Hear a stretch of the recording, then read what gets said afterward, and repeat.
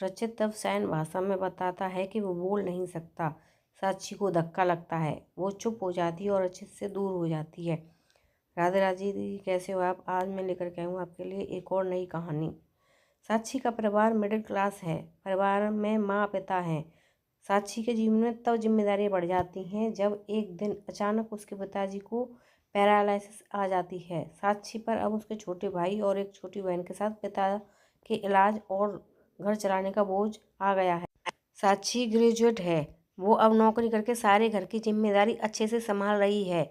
उसे अब अपनी फैमिली के अलावा कुछ नहीं दिखाई दे रहा है। पिता और माँ को साक्षी पर गर्व है। साक्षी ने इस दौरान कई अच्छे रिश्ते को मना कर दिया। इसमें से कुछ उनके रिश्तेदार ने बताए थे, इसलिए रिश्तेदार अब साक्षी से थोड़ा जलने लगे।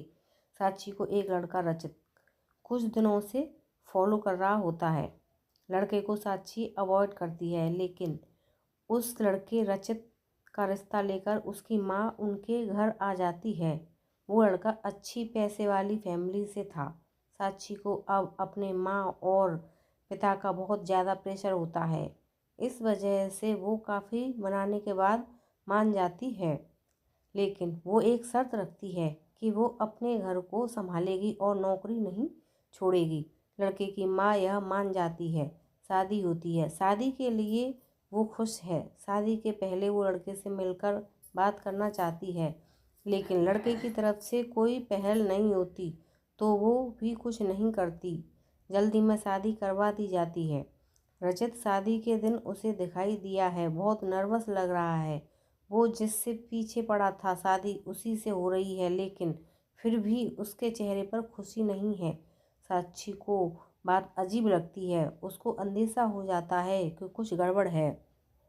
सुहागरात की सेज पर वो बैठी है और बाहर से कई मर्दों की आवाज़ आ रही है। तभी वो बैठी बैठी सोचती है कि वो उन्हें आवाज़ से कैसे पहचानेगी, क्योंकि अभी तक उसने उनकी आवाज़ सुनी ही नहीं। और फिर रचित कमरे में आ जाता है। चेहरे का रंग पूरा उड़ा हुआ रहता है। साक्षी एक नज़र चुपके से उठाकर उसे देखती है। वो भी बिस्तर के एक कोने पर बैठ जाता है। कुछ देर हो जाती है। साक्षी को अजीब लगता है, क्योंकि रचित ना कुछ बोलता है और ना ही उसके पास आता है। फिर साक्षी की पहल करती है और कहती है, सुनिए, आप इतने नर्वस मत होइए, मुझे आप पसंद हैं। रचित उसकी ओर मुड़ता है। साक्षी उसको पूछती है, क्या हुआ, आप खुश तो हैं ना? रचित केवल गर्दन हिलाता है। साक्षी बोलती है, मुझे आपसे बहुत बातें करनी थी, लेकिन आपने पहल ही नहीं की। चलिए अब करते हैं। रचित अभी भी चुप रहता है। साक्षी फिर बोलती है, आप कुछ बोल क्यों नहीं रहे?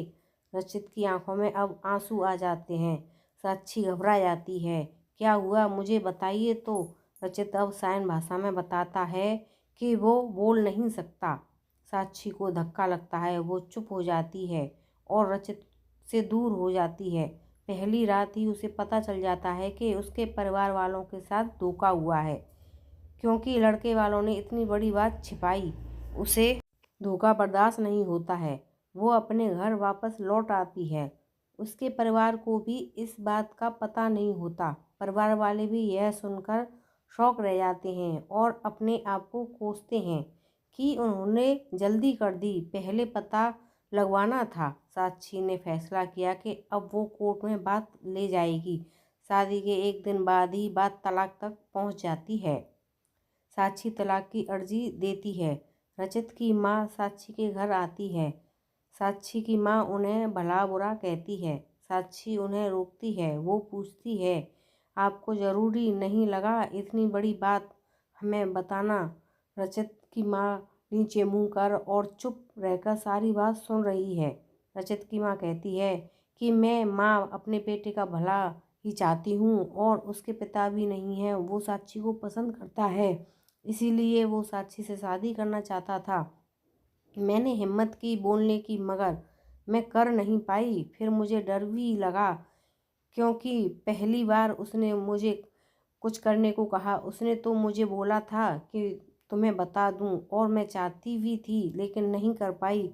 मैंने रचित को भी झूठ बोला कि तुम मान गई, लेकिन शादी के पहले उसे पता चल गया कि मैंने उसको झूठ बोला है।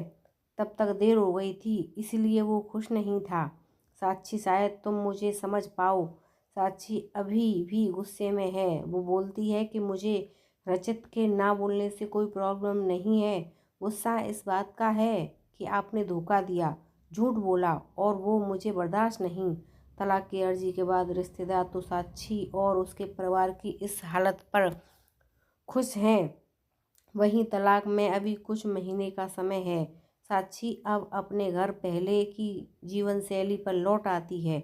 वो जॉब पर जाती है और कुछ दिनों बाद फिर रचित उसे दिखाई देता है। दूर से ही बस अब साक्षी को देखता है। साक्षी के ऑफिस के बाहर वो लगातार आता है। 15 दिनों तक साक्षी उसे अवॉइड करती है। फिर एक दिन उसके पास जाकर बोलती है, अब यह सब करने से कुछ नहीं होगा और मैं नहीं चाहती कि तुम कुछ नाटक करो, इसलिए यहाँ आना बंद कर दो, समझे। साक्षी की बातें वो सुन रहा है। वो साक्षी को इशारों में काफ़ी पीने को कहता है, लेकिन साक्षी वहाँ से चली जाती है। अगले दिन फिर वही रचित खड़ा रहता है। साक्षी उसके पास जाकर कहती है, कॉफ़ी पीकर मेरा पीछा छोड़ दोगे। रचित गर्दन हाँ में हिलाता है। टेबल पर दोनों आमने सामने बैठे हैं। रचित अपने फ़ोन में कुछ मैसेज टाइप करता है। साक्षी उसको देख भी नहीं रही है। साक्षी के फ़ोन में मैसेज आता है। रचित का लिखा होता है, sorry but really I love you so much. कोई भी बोलने वाला तुम्हें मुझसे ज़्यादा प्यार नहीं कर सकता, और बात तो झूठी भी कोई कह सकता है, लेकिन आँखें हमेशा सच बोलती हैं। एक बार मेरी आँखों में देख लो, फिर तुम्हें जो सही लगे वो करना।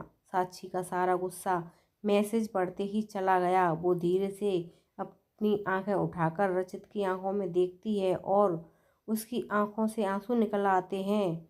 वहीं वो उसको बोलती है, पहले ऐसी बात नहीं लिख सकते थे, मुझे आज तक कभी किसी ने ऐसे नहीं समझाया। वो खड़ी होती है और रचित को बोलती है, चलो मेरा सामान वापस अब तुम ही उठाकर ले आओ। रचित उठकर साक्षी को हक करता है। तो दोस्तों, आपको हमारी कहानी कैसी लगी कमेंट करके ज़रूर बताना। अगर हमारे चैनल पर नए हो तो चैनल को लाइक करना, शेयर करना, सब्सक्राइब करना। मिलते हैं एक और नई कहानी के साथ। तब तक के लिए धन्यवाद।